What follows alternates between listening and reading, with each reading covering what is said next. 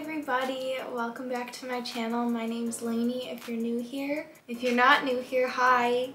How are you? I've missed you guys. I am in a really good mood today because my merch just launched and you guys are literally eating it up and it's making me scream cry every 5 seconds, and I just wanted to film while I'm feeling good in the YouTube mood. If you want to get your hands on some of my merch, you can go to shoplainyozark.com.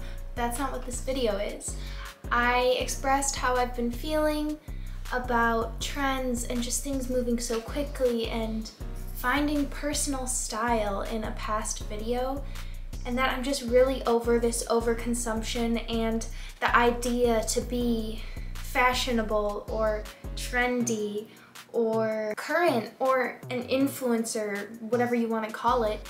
You have to be buying into every trend. So I wanted to take a video to share with you guys how I've been not purchasing as much and really figuring out what my personal style is and not just seeing something over and over and being influenced to buy it. I'm literally gonna share all the tips and tricks of how to not be influenced by influencers, and that's my job, so this is the tea. Let's just get right into it. I made a list on my phone of things that I've been trying to incorporate, and I was going to follow these lists for a few more months and then kind of share with you how it worked out.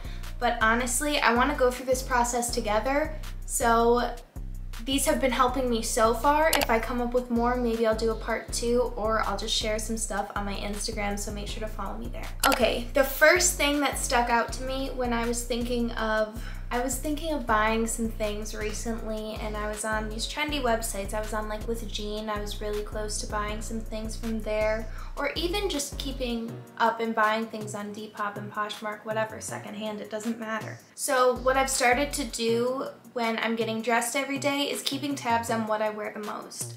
And if you follow my TikTok, you'll see that I keep purchasing vintage slip dresses, and that's because every time I've gone out in the past month, because things are opening up again, we're all vaccinated, I've been reaching for these vintage slip dresses. And I was like, is this just a summer thing? Is this just me excited about going out, so I'm doing the most? But even when I'm just going to the thrift store or just running errands, these slip dresses are what I want to wear because they're so easy, they're a full outfit, and I can fully justify finding another one at the thrift store and purchasing it because I know I'm gonna wear the absolute SHIT out of it. These slip dresses, my funky pants, my baggy jeans, my boxer shorts, things that I've been reaching for so often, baby tees. Baby tees. I can justify buying different variations of it because I already know that the ones I have, I've been wearing so much. With these pieces too, even though the vintage slip dresses are more of a statement piece, there's so many different ways to style them. There's so many different ways to style boxer shorts, baby tees, the things that I'm loving, I can style so many different ways, which in my mind makes it a worthy piece of purchasing. So with that, you kind of already have to know what you like when you're buying something like that. So I just recommend looking at your closet and thinking, what do I keep wearing? And if you want to buy something similar to that, it's not okay, I don't want to say it's good or bad to buy certain things, but you guys get what I mean. You can feel more justified purchasing those kind of items because you know you'll get your wear out. With this, become an outfit repeater. Now, I'm not saying every time you put on an outfit, you have to wear it with the exact same shoes and the same jewelry and the same hat and the same sunglasses. I am such a big accessories girl that when I'm wearing these vintage slip dresses or whatever, any little sundresses or rompers or overalls, something that's already a full outfit, I can change up the entire look with a different purse, sunglasses, I can throw like little button-ups over it that I've been wearing all the time, I can put stuff under it, and you're getting different outfits while being an outfit repeater. Also, you're the only one who remembers you wore that outfit. Nobody else will remember, nobody else will care. It's just you gotta get out of your own head. That one's hard for me to do too. I still feel like I need to change it up a little bit. But in my head also, if I didn't get an Instagram in it, I'm wearing it as many times until I get a photo in it.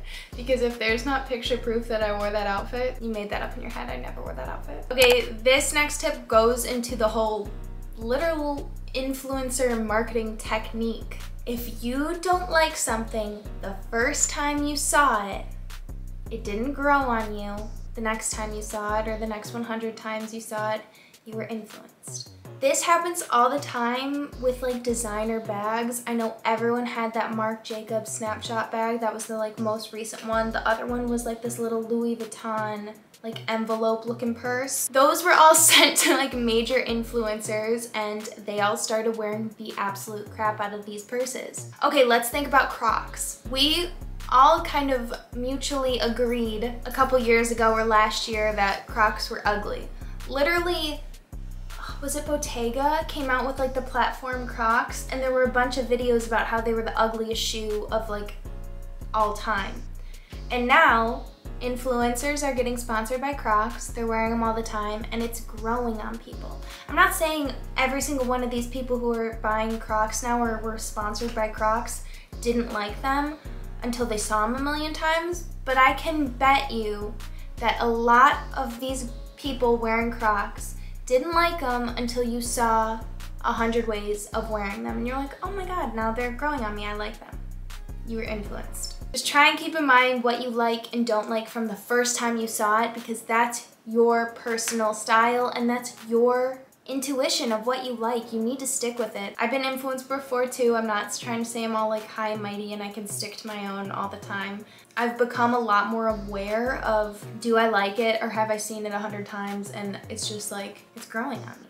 Okay, and this is kind of opposite end of the spectrum. Just because it's trendy doesn't mean it can't become a staple. I think the perfect example of this is the patchwork denim. There was the one patchwork denim that everyone started buying, like the all different browns. You could get it on like Amazon, Shein, and it's the same pants. A bunch of people were making them and everyone had these same exact pants. Everyone got so sick of those pants so quickly because you saw them 1,000 different times. Somebody wearing those pants in 2 years from now, I bet when people look at them, it's like, ugh, those are the patchwork jeans. Like, you know, you're not gonna really be inspired. Or if you get the patchwork trend in a more unique style, in a silhouette that fits to your personal style more than just, it's trendy, I saw it a million times, I like it, I'll wear it once, I've thought of one outfit with it, it can stick in your wardrobe for a really long time. Just because it's trendy, it doesn't mean it won't always stay in your closet, and that's what I'm trying to get the point across.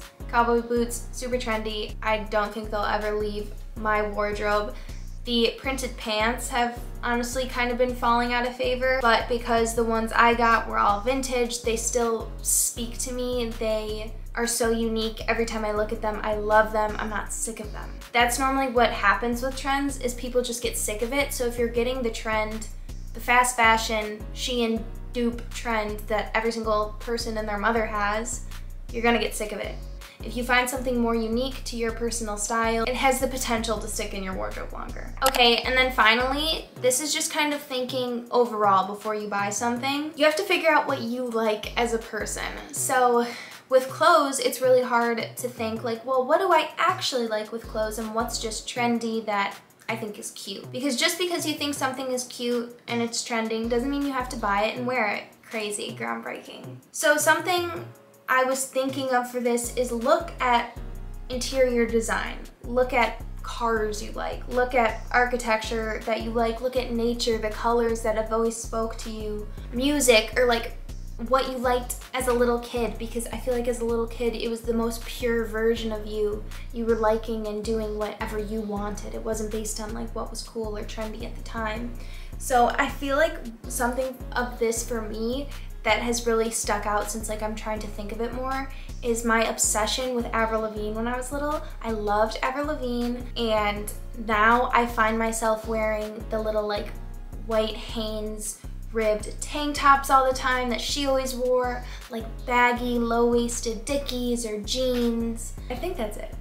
But those kind of things that stuck out in her wardrobe to me, and now I find them in my wardrobe and I can't let them go, whether they're trendy or not. Something else is the first time I got to like redo my room and paint it in the colors I wanted, I painted my room pink and green. And now I find that anytime I'm buying something, it's in pink or green. Those are the pieces that end up staying in my wardrobe and I gravitate towards all the time. Even with like music, or if I talk about my merch one more time. But this t-shirt will stay with me for the rest of my life because it has sentimental meaning to me. If you find a t-shirt with like your favorite band on it, you're gonna probably end up keeping it longer than just some fast fashion AC/DC t-shirt where you don't know any of the songs. No shade, because I buy t-shirts with bands I don't know the songs to all the time, and places I've never been to all the time. I'm just saying, if it has a little bit more of that sentimental value to you, you'll probably grow more of an attachment to it rather than just like a piece you don't really care about. I hope that makes sense. I feel like I rambled a lot and this was kind of hard to get my point across. I mean, I haven't bought anything new. I've thrifted, okay? Whenever my last haul video was, that was the last time I got something new, and I talked about it before on my channel that I'm kind of trying to stay away from those for a little bit just because I was over consuming and it was starting to become, I was feeling like I wasn't grateful for all these clothes I was getting, and I had kind of already had a rant about that. I don't want to talk about it anymore. Just know that fun things are coming.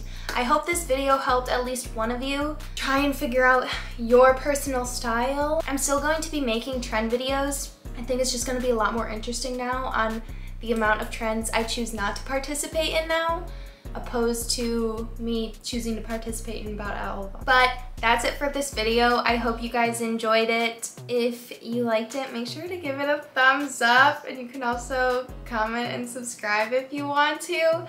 I love you guys the absolute most. I'll see you in a few days. Bye.